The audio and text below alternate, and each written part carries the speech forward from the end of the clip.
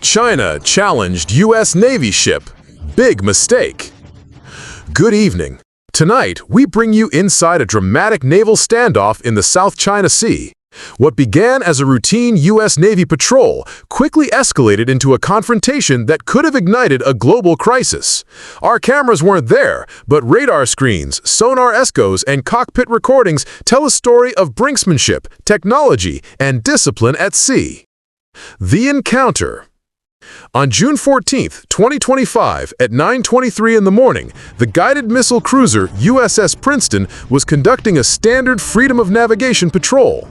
Suddenly, her advanced radar detected a Chinese Type 052D destroyer accelerating sharply, closing the distance in a move that U.S. commanders immediately flagged as aggressive. Map of South China Sea. Shipping lanes highlighted. Why does this matter? These are international waters, waters through which more than $3.4 trillion in trade flows each year. Protecting these lanes isn't just policy, it's a lifeline for global commerce. American confidence. Inside the Princeton's Combat Information Center, officers coolly assessed the situation. Their ship carried 122 vertical launch cells, each capable of firing missiles that could obliterate any hostile vessel in minutes. Still, the captain made a deliberate choice. Hold steady, watch, and wait. Nearby, more than 40 commercial ships depended on safe passage. A Singaporean container ship filled with semiconductors. A South Korean tanker worth nearly $200 million. They all sailed under the silent protection of the American fleet. Escalation from Beijing. Minutes later, intelligence screens lit up. Chinese carrier Shandong launched J-15 fighters. But analysts quickly noted something telling.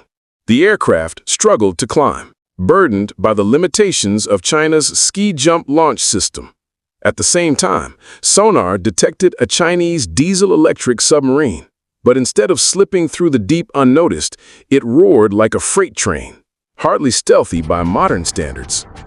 It became clear Beijing was attempting a coordinated show of force. But the tools of intimidation looked outdated against a U.S. strike group designed for true blue water combat. The American response. By 9:37, the U.S. carrier Nimitz launched waves of Fa-18 Super Hornets. One by one, the jets rocketed off catapults, each fully loaded, each networked by Link 16 data sharing. Meanwhile, EA-18G Growlers jammed Chinese radar. Pilots reported seeing ghost images flood enemy screens, phantoms multiplying, disappearing, reappearing. For Chinese air crews, it was chaos. For the Americans, it was choreography. The U.S. fighters spread into a perfected tactical formation known as the Wall. High, medium, and low-altitude brackets, leaving no escape routes for incoming opponents. Close calls. Then, the Chinese destroyer locked its fire control radar directly onto the Nimitz. In naval terms, that's the equivalent of pointing a loaded gun at someone's head. The American ships stayed disciplined, documenting every detail without escalating. But make no mistake, one wrong move could have turned the South China Sea into a battlefield within seconds. At the same time, a Chinese J-15 dove dangerously close to a U.S. F-18. The American pilot rolled inverted, calmly maneuvering into a perfect firing position. For 3 seconds, he had the Chinese jet dead to rights before choosing restraint. Turning the tables. By early afternoon, the message was unmistakable. 48 American aircraft filled the skies. Electronic warfare blanked out Chinese screens. And then came a stunning display of undersea power. A U.S. Virginia-class submarine surfaced just 6 nautical miles from China's prized carrier Shandong, having shadowed the group undetected for 8 days. For Beijing, it was a psychological shock. Their forces hadn't just been challenged. They had been outclassed, outmaneuvered, and overshadowed at every level. The withdrawal.